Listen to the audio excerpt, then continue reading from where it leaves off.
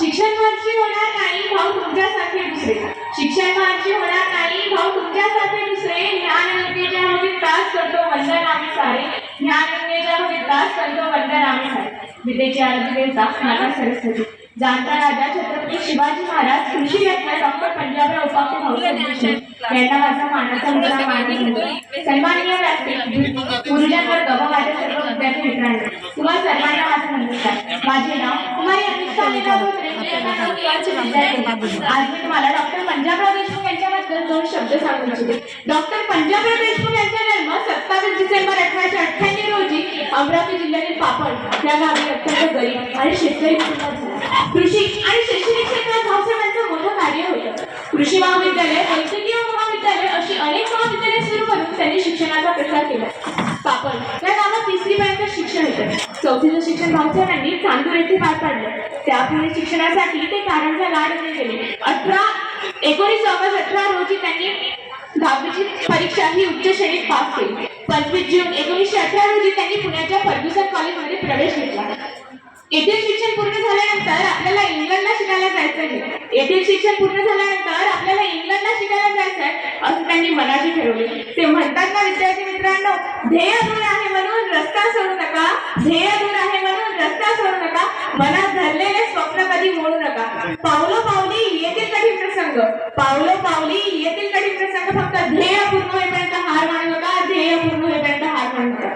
इंग्रजीतून भाषण व लेखन करण्यास भाऊसाहेबांनी सुरुवात केली. इंग्लंडला शिकायला जायचे हो, पैशांची गरज भासणार होती. इंग्लंडला शिकायला जायचे हो, पैशांची गरज भासणार होती म्हणून पंजाबरावचे वडील श्यामराव यांनी आतून संपूर्ण शेती गहाण ठेवली. 21 ऑगस्ट 1920 रोजी भाऊसाहेब बोटीने इंग्लंडला पोहोचले. मित्रांनो, अत्यंत खडतर जीवन जगत त्यांनी अभ्यास केला. 19 ऑगस्ट 1920 रोजी ते भारतात परतले. मित्रांनो, स्वतंत्र भारताचे ते पहिले कृषी मंत्री झाले.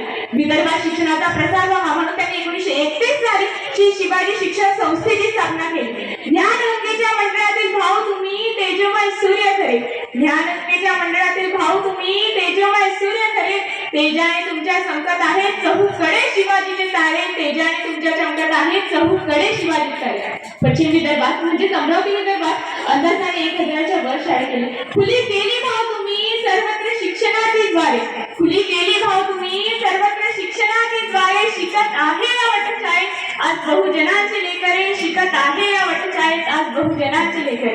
या प्रसंगी मी तुम्हाला डॉक्टर पंजाबराव देशमुख यांच्या जीवनातील एक प्रसंग सांगू इच्छिते. राष्ट्रसंत तुकडोजी महाराज लिहितात, माझ्या वयाचे कितीतरी बॅरिस्टर खाटेवर बसून आपल्या जीवनातील दुःखद प्रसंग सांगताना मी पाहिले आहे, परंतु या थोर पुरुषाचे सगळेच वेगळे आहे.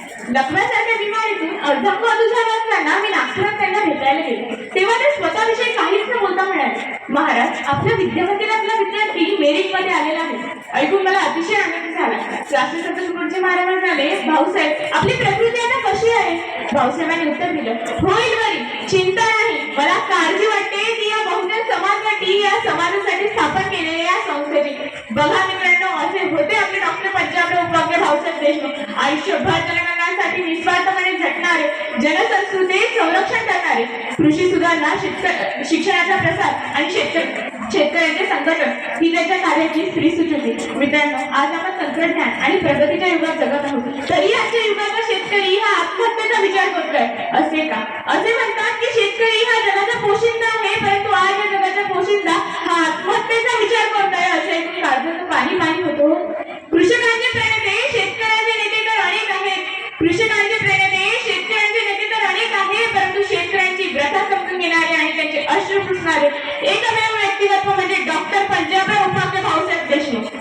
जाता जाता एवढंच म्हणे, अमरावती जिल्ह्याचे सुपुत्र थोर भाऊसाहेबांच्या कार्याचा पसरला शोध, अमरावती जिल्ह्याचे सुपुत्र थोर भाऊसाहेबांच्या कार्याचा पसरला शोध. पापड भूमीत जन्मले ज्ञानाचे गारे वाहिले, पापड भूमीत जन्मले ज्ञानाचे गारे वाहिले, शिक्षणासाठी आपले जीवन त्यांनी वेचले.